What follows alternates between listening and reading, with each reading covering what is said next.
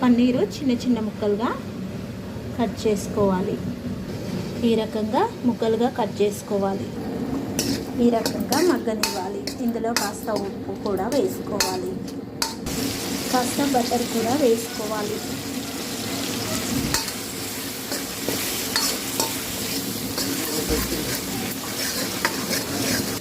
కాస్తంత బటర్ కూడా కొంచెం ఆయిల్ వేసి బటర్ పన్నీర్ ముక్కలు ఈ రకంగా వేయించుకోవాలి.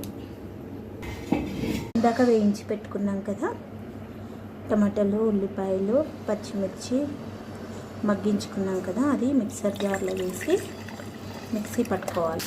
కాస్త ఉప్పు, పసుపు తగినంత,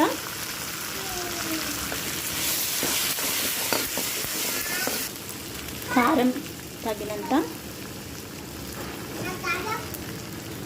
అల్లం వెల్లిపాయ పేస్టు తగినంత వేసి బాగా మగ్గించుకోవాలి.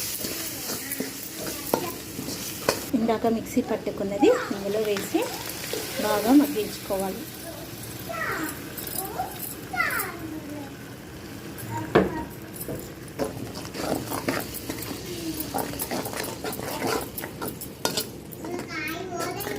ఇందులో పచ్చి కొబ్బరి కూడా మిక్సీ పట్టి వేసుకోవాలి. ఇందులో కూడా కాస్త ఉప్పు, కారం వేసి వేయించుకొని ఈ ముక్కలని ఈ గ్రేవీలో వేసి మగ్గించుకోవాలి. పన్నీర్ మసాలా కర్రీ రెడీ అవుతుంది.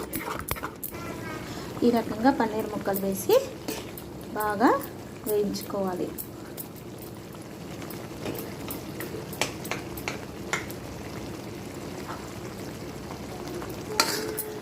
పన్నీర్ మసాలా కర్రీ రెడీ అయింది. మీరు ఒకసారి ట్రై చేయండి ఫ్రెండ్స్.